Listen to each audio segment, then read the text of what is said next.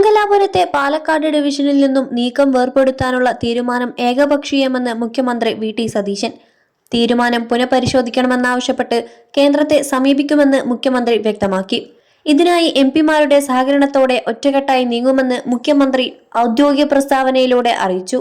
വളരെ പ്രധാനപ്പെട്ട മംഗലാപുരം ജംഗ്ഷൻ ഒഴിവാക്കിയതിലൂടെ പാലക്കാട് ഡിവിഷന്റെ വരുമാനം ഗണ്യമായി കുറയുകയും ഇത് ഡിവിഷന്റെ വികസനത്തെ പ്രതികൂലമായി ബാധിക്കുകയും വരുമാനം ഗണ്യമായി കുറയാനും കാരണമാകും.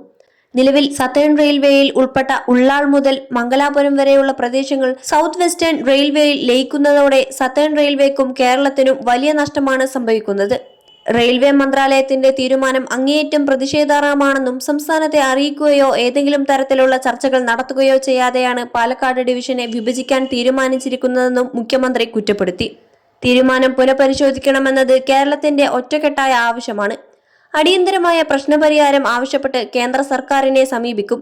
പ്രധാനമന്ത്രിക്കും കേന്ദ്ര റെയിൽവേ മന്ത്രിക്കും കത്തയക്കുമെന്നും സംസ്ഥാനത്തെ എംപിമാരുടെ കൂടി സഹകരണത്തോടെ തീരുമാനം പുനഃപരിശോധിക്കാൻ കേന്ദ്ര സർക്കാരിനുമേൽ സമ്മർദ്ദം ചെലുത്തുമെന്നും മുഖ്യമന്ത്രി വി.ടി. സതീശൻ ഔദ്യോഗിക പ്രസ്താവനയിലൂടെ അറിയിച്ചു. 21 ലക്ഷത്തോളം സന്തുഷ്ടരായ ഉപഭോക്താക്കളും 2 ലക്ഷത്തോളം തിമിര ശസ്ത്രക്രിയകളും പൂർത്തിയാക്കിയ മലബാറിലെ ഏക കണ്ണാശുപത്രി Alsalama eye hospital, hospital road, Perinthalmanna.